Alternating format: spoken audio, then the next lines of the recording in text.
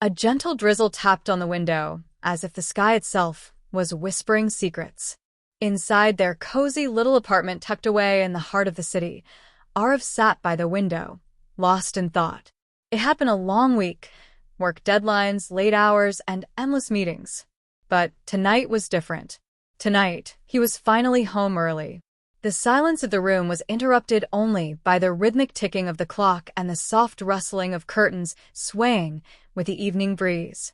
He glanced toward the kitchen, where Meher, his wife, was humming to herself, wearing a loose cotton dress that danced slightly around her knees. Her presence had always had a calming effect on him.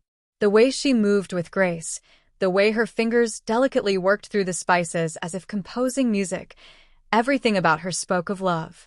Their love was anew. It had been 5 years since they stood under a mandip, surrounded by marigolds and promises. But tonight, it felt like they were rediscovering each other all over again. As Meher turned around, she found Arav watching her, not just casually glancing, but watching her like she was art. A blush crept up her cheeks. "What?" she smiled, brushing a strand of hair behind her ear. "Nothing," Arav said, rising from his seat and walking toward her. "Just you. You look like peace after a storm."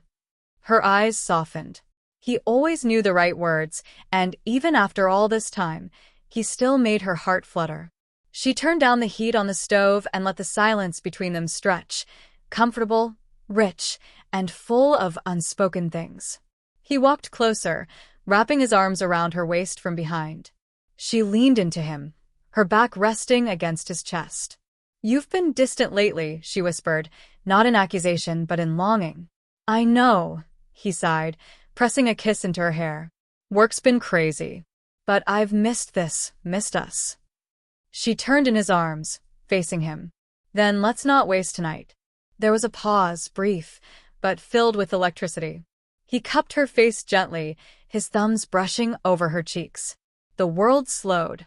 There were no phones buzzing, no distractions, no burdens. Just two souls meeting in quiet intimacy.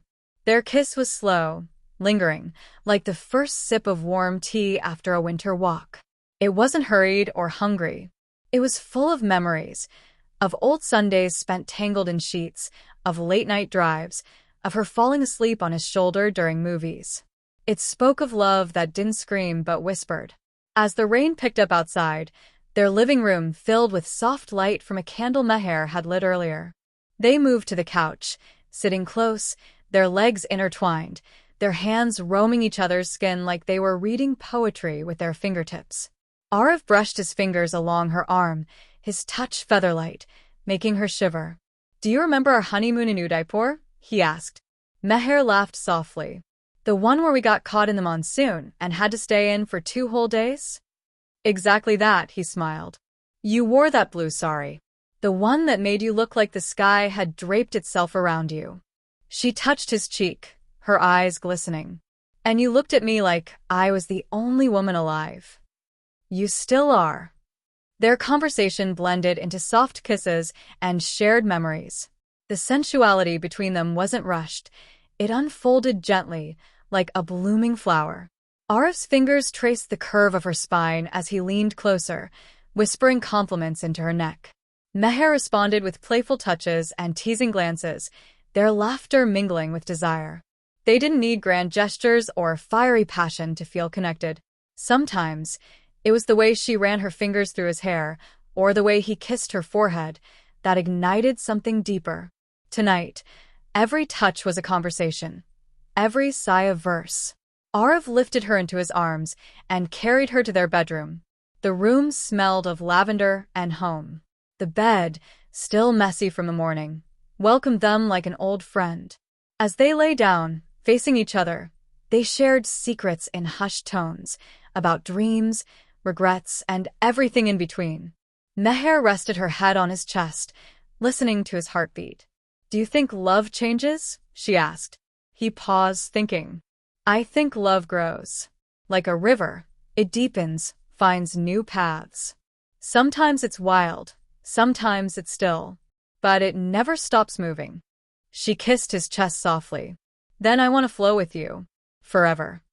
Their bodies moved together, slowly, with the rhythm of trust and understanding.